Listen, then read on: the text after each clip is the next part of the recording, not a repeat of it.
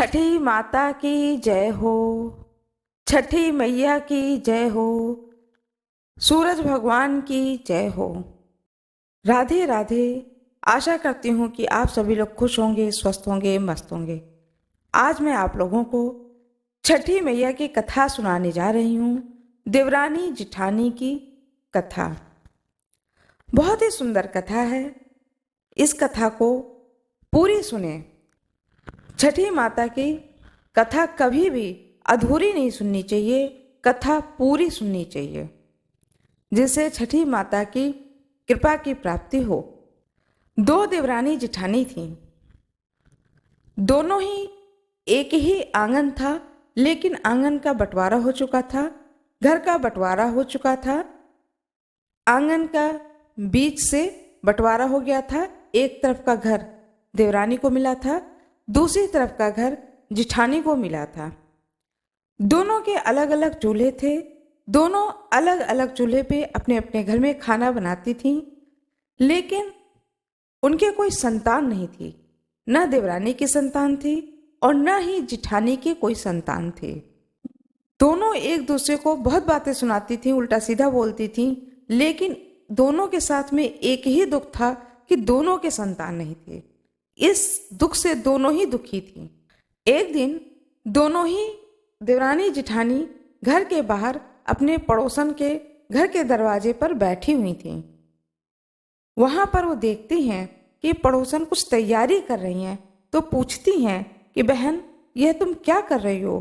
तो पड़ोसन बताती है कि हम लोग छठी मैया की पूजा की तैयारी कर रहे हैं, जो कि कार्तिक मास के अमावस की समाप्ति के बाद तीसरे दिन से घर की लिपाई पुताई करके सारी व्यवस्था करके और उस दिन से तैयारी करते हैं। उसके बाद छठी मैया की पूजा की जाती है, जिससे सारी मनोकामनाओं की पूर्ति होती है। छठी मैया पूजा करने से प्रसन्न होती हैं और प्रसन्न होकर के वह सारी मनोकामनाओं की पूर्ति करती हैं। यह सुन करके वह दोनों देवरानी जिठानी कहती हैं कि क्या सचमुच छठी माता सारी मनोकामनाओं की पूर्ति करती हैं? पड़ोसन ने कहा, तुम्हारे कोई संतान नहीं है, तुम दोनों के कोई संतान नहीं है, इसलिए यदि तुम दोनों कर सको तो तुम लोग यदि इस छठी माई का पूजन करो तो तुम्हें छठी माई संतान अवश्य ही देंगी। पहले दोनों देवरानी जिठानी एक दूसरे को देख करके और हंसती हैं और कहती हैं, ये पता नहीं काम होता है कि नहीं होता है। पड़ोसन कहती है, करके देखो, श्रद्धा विश्वास के साथ करो और सारा विधि विधान मैं तुम्हें बताती हूँ, उस विधान से पूजा करो, तुम्हारी मनोकामना अवश्य ही पूर्ण होगी। दोनों देवरानी जिठानी कहती हैं कि ठीक है, आप मुझे विधान बताएं। पड़ोसन बताती है, कार्तिक मास की अमावस की समाप्ति के बाद जो 30 तिथि आती है, उस 30 तिथि पर अपने पूरे घर को साफ सुथरा कर लो। लहसुन प्याज बनाना नहीं है खाने में, मांस मदिरा का घर में उपयोग नहीं होना चाहिए, सात्विक भोजन बनाना शुरू करो। इसके बाद में चौथ के दिन से नहाए खाए, पंचमी, इस तरह से एक एक दिन का बताया उन्होंने, ऐसे ऐसे तुमको पूजा करना है। फिर षष्ठी तिथि पर, पंचमी तिथि पर खरना होगा। षष्ठी तिथि पर पूरे दिन का व्रत होता है, जिसमें कुछ भी खाया नहीं जाता है। और सप्तमी तिथि के प्रातः भगवान सूर्य को अर्घ देने के बाद व्रत का पारण किया जाता है। दोनों देवरानी जिठानी खुशी मन से अपने घर गईं और सोचती हैं, अब की बार हम लोग भी छठ मैया की पूजा करेंगे, व्रत करेंगे। इतने साल हो गए विवाह के, हमारे कोई संतान नहीं है, शायद छठी मैया की कृपा हो जाए और हमारे घर में भी संतान हो जाए। ऐसा सोचते हुए वो दोनों देवरानी जिठानी अपने अपने घर को अमावस समाप्त होने के बाद में जो 30 तिथि आती है, उस दिन तृतीया तिथि पर अपने पूरे घर की लिपाई पुताई करके घर की सफाई करती हैं, सारे घर के बर्तन धुलती हैं, चूल्हा चौका साफ करती हैं कि अब घर शुद्ध हो गया मेरा, भोजन सात्विक बनाऊंगी। चतुर्थी तिथि पर नहाए खाए का कार्यक्रम जो विधि होता है उस विधि को करती हैं। पंचमी तिथि पर खरना के लिए खीर पूड़ी वो बनाती हैं। खीर पूड़ी बना करके 5 जगह पत्तल पर वह खीर पूड़ी रख देती हैं। खरना का यह नियम होता है, जब जो भी व्रती होता है जब वह खरना के लिए खाने पर बैठता है तो कोई ना कोई व्यक्ति साथ में होता है जो दरवाजे पे बैठा रहता है कि किसी भी चीज़ की ज़रूरत हो तो जो व्रती होता है उसे उठने ना पड़े। लेकिन ना तो देवरानी के पास कोई सास ननद कोई नहीं और ना ही जिठानी के पास कोई, दोनों अपने अपने घर में खरना का भोग बनाती हैं और 5 जगह परोस करती हैं और बैठ जाती है। फिर उन्हें याद आता है, देवरानी को याद आता है, मैंने दीपक नहीं जलाया है। तो सोचती अभी मैंने शुरुआत तो की नहीं है, मैं जाती हूँ पूजा घर से दीप बाती लेकर के आती हूँ और दीपक जलाती हूँ, तब मेरा पूजा का विधान पूरा होगा। उसके बाद मैं इस खरना के प्रसाद को ग्रहण करूँगी। इधर जिठानी को याद आता है कि मैंने प्रसाद तो निकाल दिया है लेकिन मैंने कलश नहीं रखा है, दीपक नहीं जलाया है। उसके सामने भी है समस्या, घर में कोई और है ही नहीं जिससे वो मांगे। कमरे को छोड़ करके खुला छोड़ देती है देवरानी भी और जिठानी भी, और दोनों पूजा के कमरे में चली जाती हैं अपने अपने घर में। और आने में थोड़ा सा देर हो जाता है, कलश लेने में, भरने में, दीपक बाती लेने में, और उधर देवरानी भी इसी कार्य को कर रही थी। इसी बीच घर के बाहर 2 कुत्ते टहल रहे थे। एक सफेद रंग का कुत्ता था, एक काले रंग का कुत्ता था। दोनों आपस में बात करते हैं, इस घर से बड़ी अच्छी खुशबू आ रही है, चलो इस घर में क्या खाना बना है, क्या पकवान बना है वह खाया जाए। काला कुत्ता कहता है कि चाहे मेरी जान ही क्यों न चली जाए, मैं अंदर जरूर जाऊंगा और भोजन ग्रहण करके आऊंगा। सफेद वाला कुत्ता कहता है मुझे तो अंदर जाने में डर लग रहा है, थोड़ी सी घबराहट हो रही है कि कोई मारने पीटने लगे, मार पीट करके भगा न दे। काला वाला कुत्ता कहता है थोड़ा सा मार ही तो पड़ेगी पर अच्छा भोजन आज ग्रहण करेंगे। दोनों ही बातें करते हैं और जो काला वाला कुत्ता होता है वह जिठानी के घर में घुस जाता है और जो सफेद रंग का कुत्ता होता है वह देवरानी के घर में घुस जाता है। जिठानी गई थी कलश लेने के लिए और दीपक लेने के लिए, आने में देरी हो जाती है, घर में कोई और होता नहीं है। तो जो खरना का प्रसाद उसने जो पत्तल पे लगा के रखा था, जो काले रंग का कुत्ता था उसने वह प्रसाद खा लिया। जब वह कलश लेके आती है, बाती लेके आती है तो देखती है कि यह काले रंग का कुत्ता भगवान का प्रसाद खा रहा है। उसे बहुत तेज से गुस्सा आती है, वह कलश रख देती है किनारे में, दीपक रख देती है और एक डंडा उठाती है और उस डंडे से उस कुत्ते को खूब पीटती है। इतना पीटती है कि उस कुत्ते का एक पैर टूट जाता है, कमर टूट जाता है, उस कुत्ते की एक आंख फूट जाती है। वो बहुत चिल्लाता है, बहुत चिल्लाता है, बहुत भागने की कोशिश करता है, लेकिन जिठानी ने क्या किया था, कमरे का दरवाजा ही बंद कर दिया था और दरवाजा बंद करके उस कुत्ते को जी भर के मारती है। इतना उसको गुस्सा आता है। फिर दरवाजा खोलती है, कुत्ता घर के बाहर नहीं निकल पाता है, आंगन में ही वह लैट्रिन भी कर देता है, बाथरूम भी कर देता है। फिर धीरे धीरे रेंगते रेंगते किसी तरीके से जान बचा के घर के बाहर आता है। इधर छोटी वाली बहू के घर में वह सफेद कुत्ता जाता है और देखता है थाली परसी हुई है, वह भी उन थालियों को खाने लगता है। जब देवरानी दिया लेकर के आती है तो देखती है कि अरे यह तो कुत्ता खा रहा है, तो सोचती है कि अब तो मैं भोजन करूंगी नहीं, भोग लगेगा नहीं, तो जितना रखा है चूल्हे पर वो भी भगोने से निकाल करके कुत्ते के पत्तल में डाल देती है और कहती है ये भी तुम खा लो। बहुत प्रेम से उसको खिलाती है। सफेद वाला कुत्ता प्रेम पूर्वक खा करके, भरपेट खा करके आराम से खुशी खुशी उस घर से बाहर निकलता है। जब बाहर निकलता है तो देखता है अरे काले वाले कुत्ते की तो हालत बनी हुई है। वो उससे कहता है अरे तुम्हारी ये हालत किसने बनाई है? तो बताता है कि मैं उस घर में गया था और उसने मुझे इतना मारा कि मेरी ये हालत हो गई है। मेरा पैर टूट गया है, कमर टूट गया है, एक आंख भी फूट गई है। बहुत मारा उसने, बहुत मैं रहा हूँ इस वक्त दर्द से। अब मैं बचूंगा नहीं।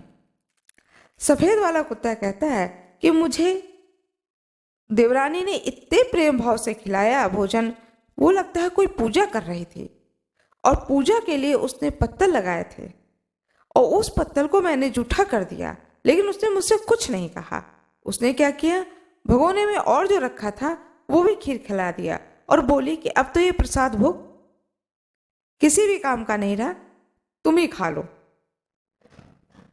मैं चाहता हूं कि मेरी मृत्यु हो जाए और मैं अगले जन्म में मनुष्य के रूप में इस देवरानी के घर का बेटा बनूं और इसने जो मुझे प्रेम पूर्वक ये भोजन कराया है, इसके बदले में उनकी मैं सेवा करूं।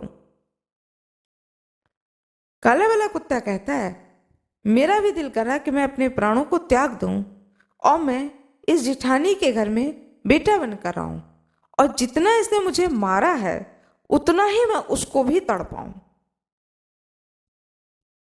दोनों कहते हैं ठीक है, चलो मित्र, अब अपने अपने प्राण त्यागते हैं और अब अगला जन्म हम लोग इसी घर में लेंगे। वो लोग दोनों ही दरवाजे पर ही प्राण त्याग देते हैं और जब प्राण, उनकी जो आत्मा है वह जब निकल के जाती है तो रास्ते में भगवान शिव का कैलाश पर्वत मिलता है। वहां भगवान शिव बैठे होते हैं। वहां जाकर वह दोनों आत्माएं, जो कुत्ते की आत्मा होती है, भगवान शंकर को देख करके प्रणाम करते हैं और उनसे कहते हैं कि हे प्रभु, अगला जन्म मुझे इस घर में देना। और सफेद कुत्ता कहता है, मैं उनका बेटा बनना चाहता हूँ क्योंकि मैं उनकी सेवा करना चाहता हूँ। और जो काला कुत्ता था वह कहता है कि मैं उनका बेटा बनना चाहता हूँ और उन्होंने जो मुझे मारा है इसी प्रकार मैं उन्हें भी कष्ट देना चाहता हूँ। भोले शंकर ने कहा, ठीक है, जन्म तो तुम दोनों ही लेना चाहते हो, दोनों ही घरों में, लेकिन तुम दोनों की इच्छाओं की पूर्ति जरूर होगी, यह आशीर्वाद देते हैं। इधर दोनों देवरानी जिठानी बाहर निकलती हैं और बात करती हैं आपस में कि मेरा खाना तो कुत्ता जूठा कर दिया। जिठानी कहती है, मेरा भी खाना कुत्ते ने जूठा कर दिया।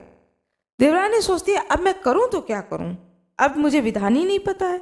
तो वो पड़ोसन के घर जाती है पूछने के लिए कि आज मेरे घर में ऐसा ऐसा हो गया। तो पड़ोसन कहती है, कोई बात नहीं है, तुम एक काम करो, फिर से पूरे चौके की लिपाई करो, पूरा कमरा साफ करो, वहां लिपाई कर दो, फिर से अपना नहा धो करके शुद्ध होकर के खरने का प्रसाद बनाओ, भोग लगाओ, सूर्य भगवान का भोग लगाओ दीपक जला करके, और इस विधान से तुम अपना खरना का पूजा करो। कहती है ठीक है। वह घर आती है और अपनी जिठानी को आंगन से आवाज देती है कि दीदी, मैं यह करने जा रही हूं, आप भी इस प्रकार से फिर से इस काम को कर लें। जिठानी कहती है, मैं अब इस काम को नहीं करूंगी। कुत्ते ने विघ्न डाल दिया, उसने सारा खाना खा करके जूठा कर दिया। अब मैं पूरा रसोई साफ करके फिर से मैं खाना नहीं बनाऊंगी। लेकिन जो देवरानी होती है बड़े प्रेम भाव से फिर से रसोई को साफ करती है, फिर से उस कमरे को पुताई करती है, लिपाई करती है, और लिपाई करने के बाद में खीर पूरी का भोग बनाती है, दीपक जलाती है, फिर से प्रसाद को 5 जगह रख करके विधि विधान से खरना की पूजा करके स्वयं प्रसाद ग्रहण करती है। इस प्रकार से खरना के व्रत को धारण करती है। अब आरंभ हो जाता है। खरना के प्रसाद ग्रहण करने के बाद में पूरी रात्रि को कुछ नहीं खाना पीना है। दूसरे दिन सुबह कुछ नहीं खाना पीना है। शाम को सूर्य भगवान को वो अर्घ देती है। दोनों देवरानी जिठानी घाट पर जाती हैं, सूप सजाती हैं, सूप सजा करके दौरा सजाती हैं। सुबह दूसरे दिन दोनों देवरानी जिठानी अपने अपने घर में दौरा सजाती हैं, सूप सजाती हैं, फल रखती हैं, सूप में जो भी रखा जाता है प्रसाद स्वरूप सारी चीजें रखती हैं, और लेकर के शाम के समय में भगवान सूर्य को अर्घ देने के लिए तालाब के किनारे जाती हैं। वहां जाकर के शाम का अर्घ देती हैं सूर्य भगवान को। बड़े ही प्रेम पूर्वक दोनों ही देवरानी जेठानी अर्घ देती हैं। अर्घ देने के बाद में घर आ जाती हैं और सूर्य भगवान से प्रार्थना करती हैं, छठी मैया से प्रार्थना करती हैं कि हे छठी मैया मुझे संतान दो। दूसरे दिन सुबह का वह फिर अर्घ देने जाती हैं तालाब के किनारे।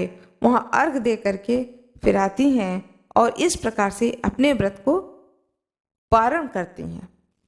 इन लोगों का इधर छठ व्रत पूरा होता है।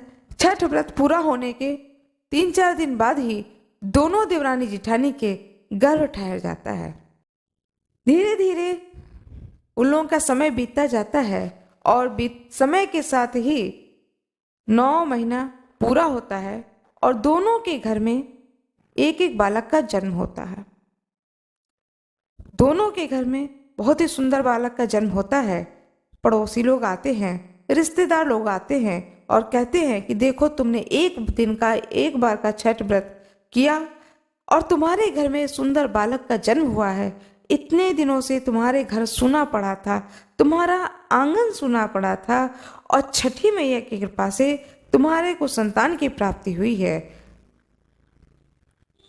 दोनों देवरानी जेठानी बहुत ही खुश हो जाती हैं कि अब मेरे घर में बालक आए हैं। जो जेठानी का बच्चा होता है वो आए दिन बीमार पड़ने लगता है। जैसे जैसे बड़ा होता है वह अक्सर करके बीमार पड़ जाता था। कभी उसको सर्दी लग जाए, कभी जुकाम हो जाए, कभी बुखार लग जाए। आए दिन उसको डॉक्टर के पास जाना पड़ता था। लेकिन जो देवरानी का लड़का था वह बिल्कुल स्वस्थ था। वह बीमार ही नहीं पड़ता था कि उसकी देवरानी को या उसकी माँ, बच्चे की माँ को परेशान होना पड़े। वह आराम से पल रहा था। धीरे धीरे दोनों बालक बड़े होने लगते हैं। अब दोनों के स्वभाव में परिवर्तन आने लगता है। जो छोटा वाला होता है, देवरानी का जो लड़का होता है, बड़ा ही सुंदर स्वभाव का होता है, बड़े अच्छे स्वभाव का होता है। वह अपनी माँ की हर एक बात को मानता है। लेकिन जो जेठानी का लड़का होता है उसका स्वभाव बिल्कुल विपरीत होता है। जो माँ कहेगी उसे तो सुनना ही नहीं है, चाहे जितना ही अच्छी बात माँ क्यों ना कहे। वही करना है जो मुझे अच्छा लगेगा और चाहे उसका काम का रिजल्ट कितना ही गलत क्यों ना आए। इस प्रकार से दोनों ही देवरानी जेठानी के लड़के पलते पलते धीरे धीरे और बड़े हुए। दोनों ही बालकों का विवाह हो गया। छोटा वाला लड़का हर समय, छोटी वाली देवरानी का जो बेटा था वो हर समय यह सोचता था कि मैं हर समय अच्छा काम करूं जिससे मेरी माँ की आंखों में आंसू ना आए, उसे किसी प्रकार का दुख ना हो। बड़ा वाला लड़के हर समय ऐसा काम करता था, हर समय ऐसा बोलता था कि माँ को दुख ही हो। ऐसी स्थिति हो गई थी, न माँ अपने बेटे को देखना चाहती थी, न बेटे अपने माँ को देखना चाहता था। जेठानी के घर में यह स्थिति हो चुकी थी। जो लड़का था वह अपनी बीवी को भी नहीं मना करता था कि ये मेरी माँ है, इसको तुम उल्टा सीधा ना कहो। बीवी भी खूब उल्टा सीधा सास को सुनाती थी, लेकिन पुत्र मोह के कारण माँ कुछ नहीं कहती थी। वह जेठानी बहुत कुछ सह जाती थी। एक दिन देवरानी जेठानी का जो दोनों लड़के थे, दोनों घर के बाहर मिलते हैं और देवरानी का लड़का कहता है चलो तालाब के किनारे चलते हैं, चलो तालाब के किनारे चलते हैं। जेठानी का लड़का कहता है ठीक है चलो। दोनों जाते हैं तालाब के किनारे, बैठ जाते हैं, आपस में बात करने लगते हैं। देवरानी का लड़का कहता है भाई तुम क्यों अपनी माँ को सताते हो, क्यों उल्टा सीधा बोलते हो? एक तो तुम कमाते नहीं हो, जो थोड़ा बहुत कमाते हो उसको तुम शराब पी डालते हो, जो थोड़ा बहुत तुम कमाते हो उसको तुम जुआ खेल डालते हो। एक तो तुम्हारी आदत अच्छी नहीं है, उसके बाद में तुम घर में जाते हो, अपनी माँ से लड़ते हो, तुम्हारी बीवी भी माँ से लड़ती है, क्यों अपनी माँ को इतना दुख देते हो?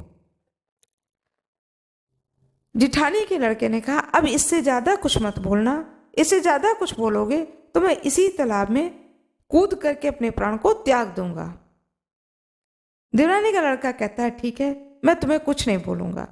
फिर वह कहता है मैं अपनी पत्नी को भी समझाता हूं और मेरा यही एक वो रहता है कि मैं कोई भी ऐसा काम ना करूं जिससे कि मेरी माँ की आंखों में आंसू आ जाए। मैं अपनी माँ के बगैर 1 मिनट भी नहीं रह पाता हूँ। इस प्रकार से दोनों भाई बात कर रहे थे। इतनी ही देर में वहां पर एक साधु बाबा आ गए। साधु बाबा ने दोनों को बात करते हुए देखा तो वो हंसने लगे। उनकी हंसी को सुन करके उन दोनों ने पूछा, बाबा हम लोगों को देख के आप क्यों हंस रहे हो? बोले कुछ नहीं, ऐसी कोई बात नहीं है। बोले नहीं, अब आपको बताना होगा। हम दोनों को देख करके, हम दोनों भाइयों को देख करके बाबा आप क्यों, आपको हंसी आ गई? कृपया वह कारण बताइए। तब वह बाबा बताने लगे कि तुम दोनों लोग पिछले जन्म में एक कुत्ता थे। तुम सफेद रंग के कुत्ता थे और यह काले रंग का कुत्ता था। काले रंग के कुत्ता जो है वह जिठानी के घर जाता है और उसके प्रसाद को खा लेता है तो जिठानी उसको डंडे से बहुत मारती है। इतना मारती है कि उसका पैर टूट जाता है, कमर टूट जाती है, आंख फूट जाता है। तो वह प्रण लेता है कि जब मैं मरूं तो मरने के बाद जो अगला जन्म लूं तो मैं इसी का बेटा बन के आऊं और मैं इसको दिन रात तड़पाऊंगा। वह तुम हो। और जो देवरानी के घर में सफेद रंग का कुत्ता जाता है और वह खरना का प्रसाद खा लेता है तो देवरानी और प्रेम पूर्वक खिलाती है। तो वह सफेद रंग का कुत्ता वह कहता है कि मैं अब इनका ऋणी हो गया हूँ, इतने प्रेम पूर्वक इन्हें मुझे भोजन कराया है, इस ऋण को चुकाने के लिए मैं इनका पुत्र बनूं और पुत्र बन करके इनकी सेवा करूं। दोनों एक दूसरे को देखने लगते हैं तो कहते हैं, यह वरदान तुम दोनों ने मृत्यु के पश्चात मुझसे मांगा था और मैं वह शंकर भगवान हूं। शंकर भगवान ने उन दोनों बालकों को अपना स्वरूप दिखाया और कहा, देखो तालाब में भीड़ कितनी है। वो दोनों देखते हैं, सही बात है, तालाब में बहुत भीड़ है। तो दोनों पूछते हैं, बाबा बताएं यहाँ भीड़ क्यों है?